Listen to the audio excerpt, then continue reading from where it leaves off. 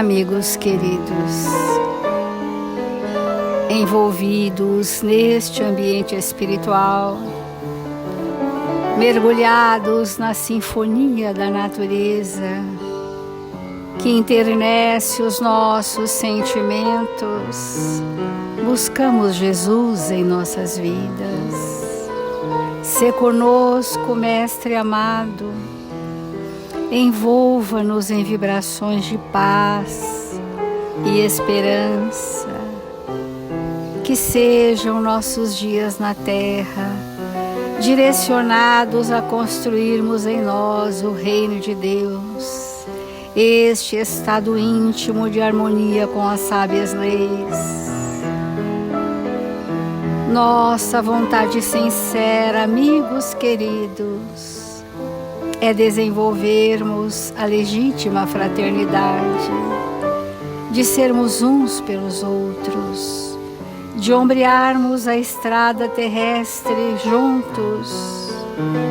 E quando um dos nossos titubear ou vacilar, que nossas mãos se estendam para soerguer e consolar. Que as nossas dores sejam compartidas com tantos corações queridos e que o fluxo divino instale em nós as vibrações da esperança. Confiantes e resolutos, Senhor, aqui estamos dispostos a engrossarmos as fileiras dos seus trabalhadores mínimos que nos reconhecemos ser. Mas estamos dizendo, eis-me aqui, Senhor. Faça-nos instrumentos do bem e da verdade, onde quer que estejamos, hoje e sempre. Obrigada, amigos queridos. Obrigada, Senhor Jesus. E que assim seja, Mestre.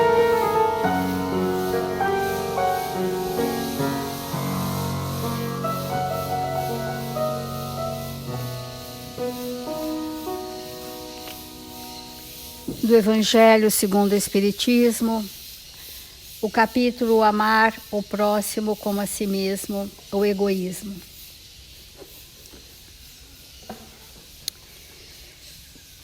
O egoísmo é, pois, o objetivo para o qual todos os verdadeiros crentes devem dirigir suas armas, suas forças, sua coragem.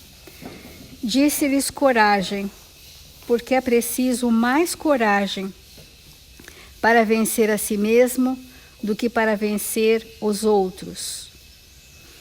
É muito claríssima, né, essa afirmação de Emmanuel no Evangelho, que precisamos de coragem para vencer a nós mesmos. E a coragem, ela é uma força derivada da fé. A fé, robustecida pela experiência no bem, ela faculta ao espírito este empreendedorismo espiritual, essa robustez de ações muito corajosas que estão associados à vontade. Então, a coragem é um sentimento vinculado à fé e vinculado à vontade. Sem a vontade alavancada, essa coragem ela não se estabelece, esse destemor, né? Observemos que espíritos com bastante fé passam por inúmeras adversidades com destemor, com confiança, né? Com esperança, não sem sofrimento. Muitas vezes o sofrimento é necessário, mas esta coragem está ligada à alavanca poderosa da vontade de que vamos movimentar as nossas forças para vencer a nós mesmos. Porque a mudança nossa íntima não se faz passivamente, não se faz lendo livros, não se faz ouvindo estudos edificantes. Isso é um alimento para o espírito, mas não traz mudanças. A mudança traz quando eu começo a estabelecer para mim objetivos e com afinco eu me dirijo a eles todos os dias, todas as horas do meu dia. E isto requer nós estarmos nos espelhando nos relacionamentos, requer nós estarmos percebendo a nós mesmos através do outro, requer esses cuidados. Então, ainda no Livro dos Espíritos, a questão 917, qual é o meio de se destruir o egoísmo? Nós vamos estar introduzindo esses conceitos, porque posteriormente eu gostaria de trazer situações de relacionamentos onde impera o egoísmo e nós não o identificávamos como tal. E é isso que talvez possa contribuir um pouco com todos nós. De todas as imperfeições humanas, a mais difícil de desenraizar-se é o egoísmo, porque ele se prende à influência da matéria, da qual o homem, ainda muito próximo da sua origem, não pôde se libertar. E essa influência concorre para o sustentar suas leis, sua organização social, sua educação. O egoísmo se enfraquecerá com a predominância da vida moral sobre a vida material, sobretudo com a inteligência que o Espiritismo vos dá de vosso estado futuro, real, e não desnaturado pelas forças alegóricas. A doutrina espírita, ela veio trazer luz à razão. Ela veio trazer entendimento à vida do espírito, ou do ser como espírito. Ela veio alargar os horizontes que até então se encerravam com a desencarnação, para horizontes infinitos, para um progresso contínuo. Ela nos faz entender que tudo aquilo que nós achamos que nos pertence não é nosso. Está temporariamente sob a nossa tutela, que de nós mesmos só temos o arcabouço de experiências. A única coisa que temos é o que somos. Tudo aquilo que é ter é provisório, é efêmero e não me pertence. E, portanto, a fraternidade seria nós soltarmos de uma forma equilibrada aquilo que pensamos ser exclusivamente nosso, para nós entendermos que o que é exclusivamente do espírito são só os valores, porque até os equívocos, os erros, as iniquidades, as atrocidades é passageiro. É passageiro, é uma circunstância evolutiva, mas o mal não permanecerá em nós, porque a nossa destinação é a perfeição. Então, o que temos é o que somos. Na verdade, é só o que somos. Aquilo que aderiu ao meu espírito e que é perene, que é para toda a existência e para toda a eternidade, isso é aquilo que sou. É o que sou que eu posso dividir, é do que sou que eu posso doar, é do que sou que posso até receber, mas não do que eu armazeno. Muitas vezes o espírito traz um traço de crueldade na sua personalidade, cuja raiz é o egoísmo, e depois nós vamos ver várias ilustrações, mas aquela circunstância passageira, ele não é só aquilo, aquilo é uma faceta que vai ser transformada, porque é da lei que estamos caminhando para a perfeição. Então, para nós vencermos o egoísmo, nós precisamos desenvolver em nós tudo aquilo que educa o espírito, e não aquilo que abastece os prazeres efêmeros da personalidade. Mas o que os espíritos dizem, que nós estamos no mundo encarnados, e as sensações materializadas ainda nos compõem, porque faz parte do nosso existir, faz parte, mas aquilo precisa ter para nós uma conotação de finalidade útil. Qual a finalidade útil desse livro em minha vida? É o tempo que eu precisar dele para me abastecer, mas ele pode ser meu, ele pode ser seu também, ele pode ser de uso comum, ele pode ser de todo, porque isso não é meu. É só aquilo que eu sou, que eu levo, que eu trago, que eu permaneço. Óbvio que eu arrasto as minhas iniquidades. Os meus passados, ou meu passado, está aderido na minha constituição perispirítica, eu o arrasto. E é este o ponto que eu me materializo.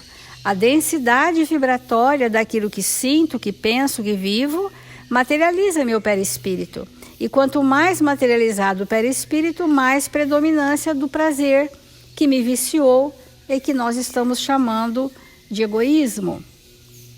Então, o egoísmo se enfraquecerá com a predominância da vida moral sobre a vida material. Os grandes gênios da humanidade, os grandes pensadores, os espíritos espiritualizados que nós temos notícia na humanidade, e aqueles que nós não temos notícia são anônimos e por isso mais grandiosos ainda, todos eles fizeram uma escolha da predominância do sentimento em relação ao mundo em que vive. A predominância da moral sobre a vida material, né? O que é realmente o necessário, o que é realmente o suficiente para que eu possa estar em equilíbrio aqui na Terra. Necessário e suficiente. Esses espíritos vão abrindo mão de tantas coisas que não os compõem na sua identidade e, portanto, são extremamente generosos porque doam dos seus tesouros pessoais imperecíveis que estão na acústica da sua alma. Estes são os espíritos que estão se libertando desse extremado materialismo que nós vivemos e que tem como raiz o encrudecimento do prazer pessoal. Vamos refletir.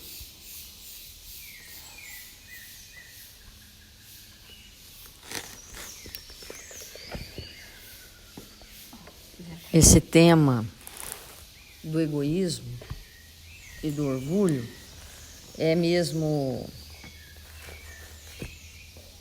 deve ser mesmo motivo de muita reflexão na nossa intimidade.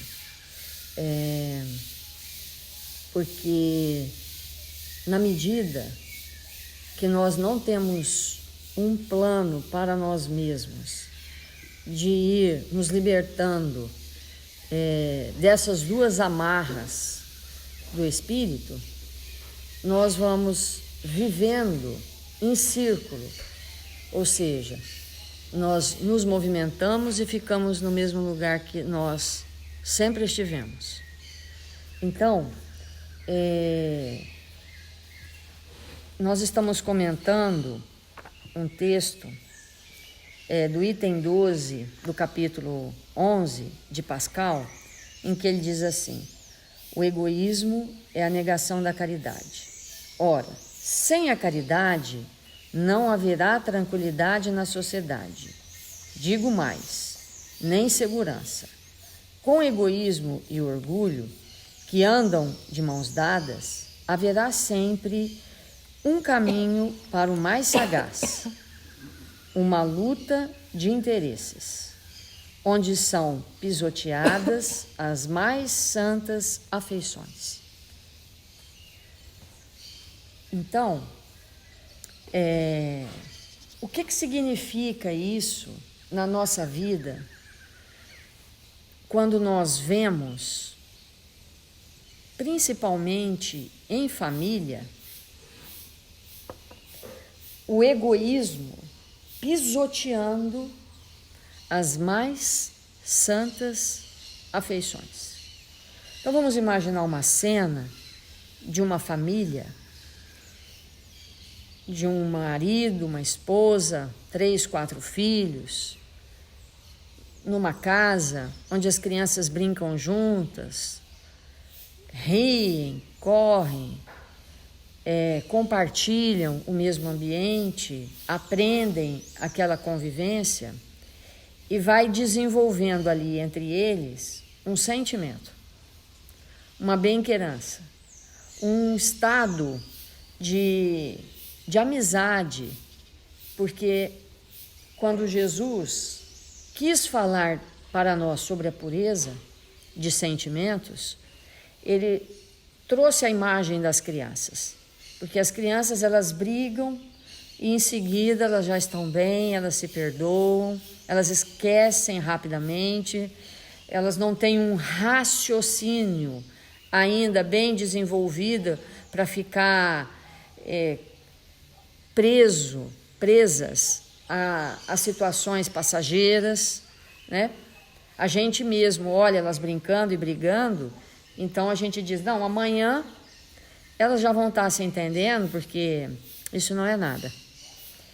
Então, nós vamos ver essas cenas e depois passa o tempo como se fosse um filme, e lá na frente, aquelas mesmas crianças, aqueles mesmos irmãos, aqueles mesmos parentes, aquelas mesmas pessoas, às vezes os mesmos amigos do mesmo bairro que brincavam juntos, nós vamos ver já na condição de adulto, destruindo completamente afeições que foram construídas na base do lar, porque começam a disputar coisas materiais. Quando um pai morre, uma mãe, um parente, e fica, por exemplo, não vamos nem falar das grandes fortunas, né? Não vamos nem exagerar a esse ponto, mas vamos pensar, porque obviamente que para o espírito egoísta, ele é capaz de destruir suas santas afeições por um império e por uma agulha. Na verdade, tanto faz. Então, muitas vezes, nós vamos ver irmãos que se afeiçoaram nessas santas afeições, romperem seus relacionamentos para disputar, por exemplo, um carro. Hoje um carro é um bem, né, não tão difícil de se obter. Nem todo mundo tem, obviamente, né, mas é algo passível de se adquirir. Principalmente se a gente pensar num carro mais antigo e usado. Com 3 salários mínimos você compra um carro desses, não é? E às vezes um carro com essas características, que pode ser comprado com 3, 4 salários mínimos, essas afeições se desfazem. Nós trocamos aquele sentimento que foi construído naquele ambiente ali no lar por uma lata velha. Que é isso que vai virar todos os carros, mesmo os carros mais, que eu nem sei falar o nome. Né? Tudo vai virar lata velha. Tudo vai se desfazer com o tempo. Então, porque naquele momento nós não conseguimos, em função daquilo que não construímos na nossa intimidade, abrir mão daquela coisa que no futuro não será absolutamente nada, não terá nenhum significado para nós, em detrimento daquilo que nós construímos dentro do lar. Então, às vezes, nós vamos nos desentender com alguém muito afeito ao nosso coração por causa de uma panela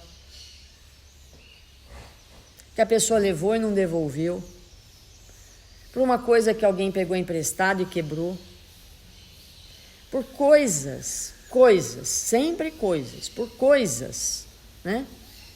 Que, na verdade, depois de algum tempo, nós olhamos para aquilo e falamos que aquilo não tinha para nós nenhum significado. Então, esse tipo de educação, esse tipo de pensamento, nós só vamos conseguir ter dentro do lar. É ali dentro do lar que os nossos pais, ou nós, pais dos nossos filhos, vão poder nos ensinar, exemplificando o que realmente tem valor para nós. Quantas vezes nós somos capazes de causar no ambiente familiar uma desavenças sem proporções por uma situação material que, na verdade, não tem nem razão de ser. Quantas vezes uma pessoa se desestrutura com a outra porque comprou alguma coisa e gastou um quanto que aquilo não tem nenhum significado. Acabam-se os relacionamentos, a amizade, a afeição, porque ficamos presos em algo que está relacionado com esse egoísmo que está implantado em nossa intimidade. Então, quando nós vemos ali no lar as crianças brincando, ou um lar que está se formando agora, quando um casal começa a seguir junto numa existência, é muito importante que nós, no nosso culto do lar, possamos realmente falar com muita clareza e expor os nossos apegos, as nossas dificuldades, para que o outro conheça em profundidade o nosso lado doente e, na hora que deixarmos aquilo vazar no relacionamento, sermos compreendidos. O outro não colocar lenha na fogueira, não nos acusar. Porque quando somos acusados, na grande maioria das vezes isso não ajuda.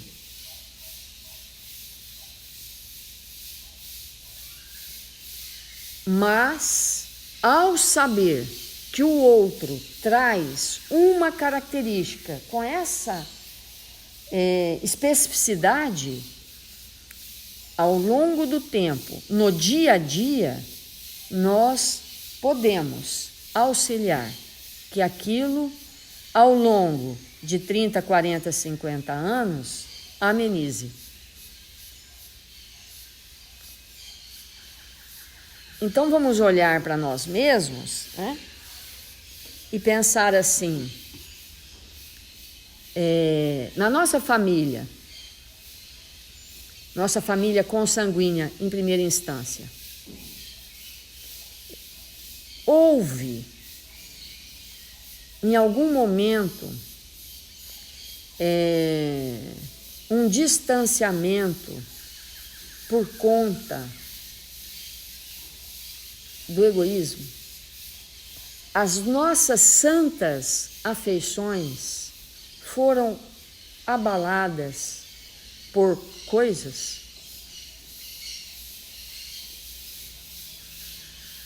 Então, se nós respondermos sim, na minha família tem isso, ou teve isso, ou está tendo isso, o que é que a gente está revelando? Que nessa família, nesse ambiente, faltou o quê? O que é que faltou? Faltou a educação espiritual. Isso não foi prioridade. o Espírito eterno, aquilo, como a Célia colocou, que nós vamos levar para sempre dentro de nós, não foi a tônica do nosso processo educativo.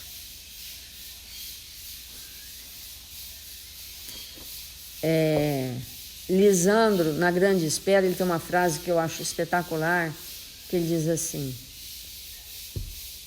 por que nossos corações empedernidos continuam tão presos às coisas que passam?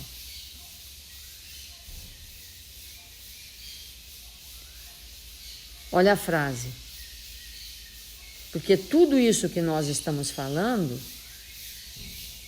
o carro que custa 5 mil reais, vai passar.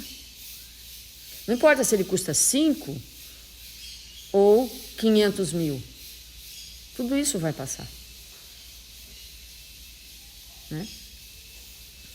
Então, esse movimento que nós temos que pensar, em pleno século XXI,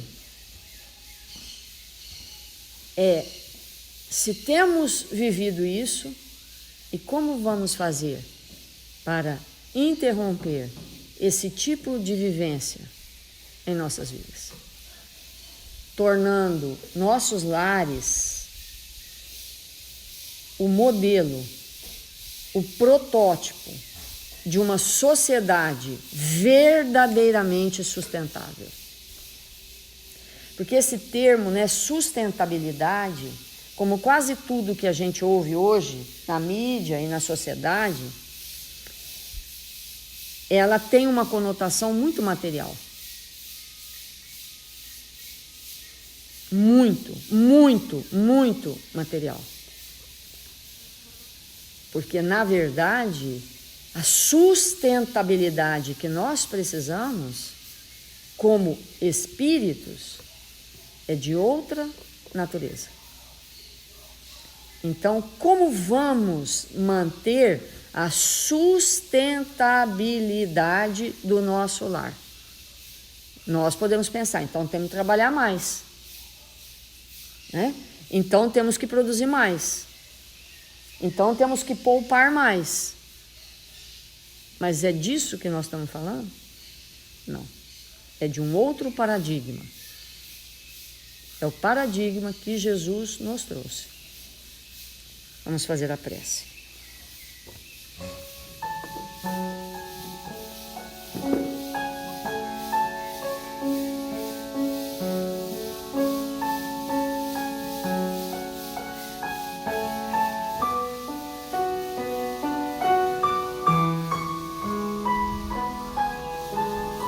Senhor Jesus,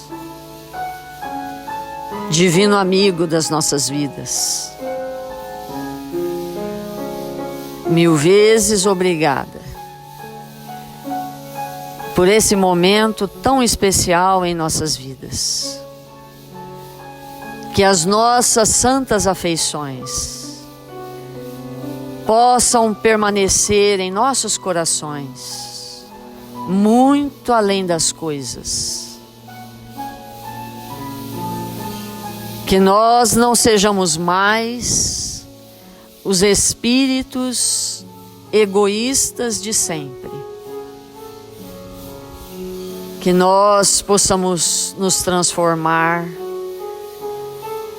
oferecendo para todos aqueles que nos servem a bênção do amor que estamos construindo em nossa intimidade. Que o Senhor nos abençoe, que o Senhor nos fortaleça,